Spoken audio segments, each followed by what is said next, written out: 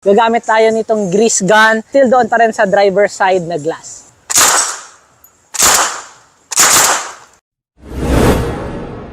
Hello mga kaibigan, ako po si Guns Pinoy at ngayong araw ay isang very interesting day dahil meron na naman tayong ite-test out.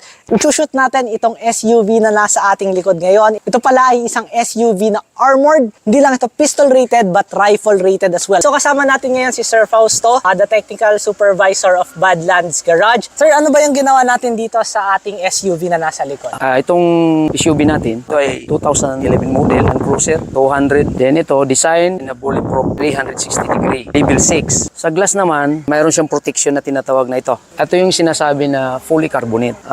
Glass, polycarbonate, glass, polycarbonate, glass, polycarbonate. Then, nasa 6 layer to.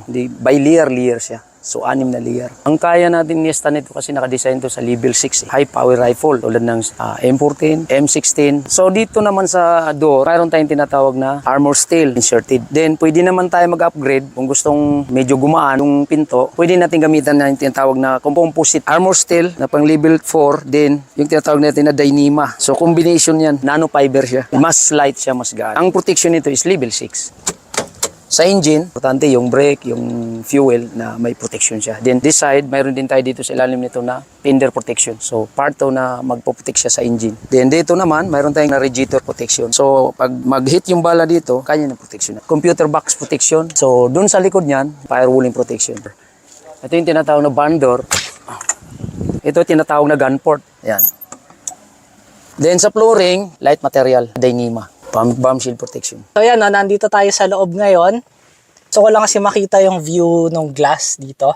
So okay naman. So may kapal siya kung makikita natin. Yung glass na ating isushoot. Meron siya ditong para sa window. Pero sabi nila fix na daw to. So hindi na ito na ibababa. So yun. Shoot tayo. Una natin gagawin is mag-shoot tayo ng 9mm gamit itong CZ75 SP01. Shoot tayo ng 10 rounds doon sa left glass. Firing.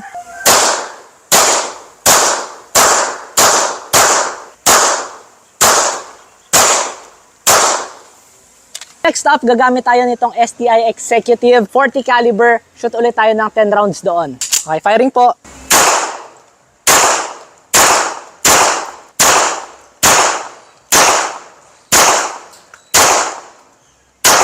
Okay, so next one, susubok tayo ng 45 ACP. Gagamit tayo nitong grease gun.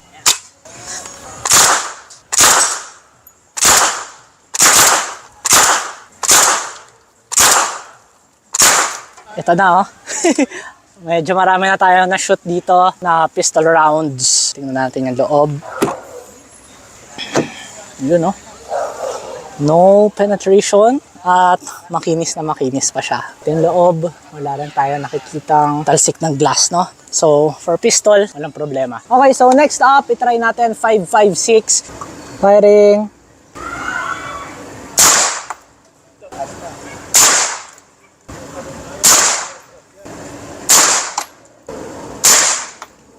Yung ating 5 rounds ng 5.56. Open natin. Yun. So, ito yung ating loob. Kung makikita natin, smooth siya, Wala tayong penetration dyan. 1, 2, 3, 4, 5. Once i-shoot natin yung glass kung saan sinut natin yung mga pistol, 5 rounds tayo ng 5.56. Firing.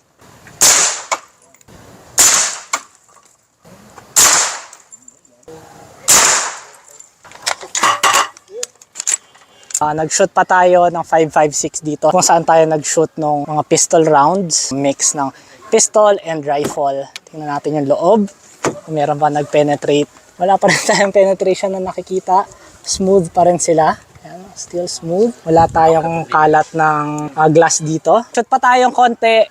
Try natin 5 rounds ulit tayo doon sa shoot natin ng rifle sa right side.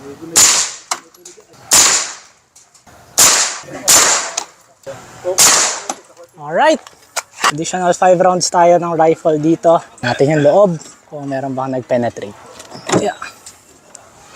Merong bumukol na dalawa pero still very smooth yung niya dito. Hindi rin siya nag-penetrate. Linis. So yun, no penetration pa rin. Alright, so yun, very fun day today at the shooting range. Nag-shoot na naman tayo ng isang sasakyan. Okay, so para sa mga curious dyan, starting price sa Badlands Garage ng pagpapa-armor ng vehicle ng level 6 ay nasa 2.6 M. So ayun, you can reach out sa Badlands Garage Facebook page kung gusto nyo magpa-armor. Message nyo na lang sila. Alright, so again, thank you sa Badlands Garage sa pagpapa-test out sa atin ng kanilang armored vehicle. Salamat din po sa Guns Pinoy page sponsors, Luminox, MTAC Gun Oil, and Raptor Case. Salamat po sa panonood. Kita-kita po tayo sa susunod na video. Ako po, si Guns Pinoy.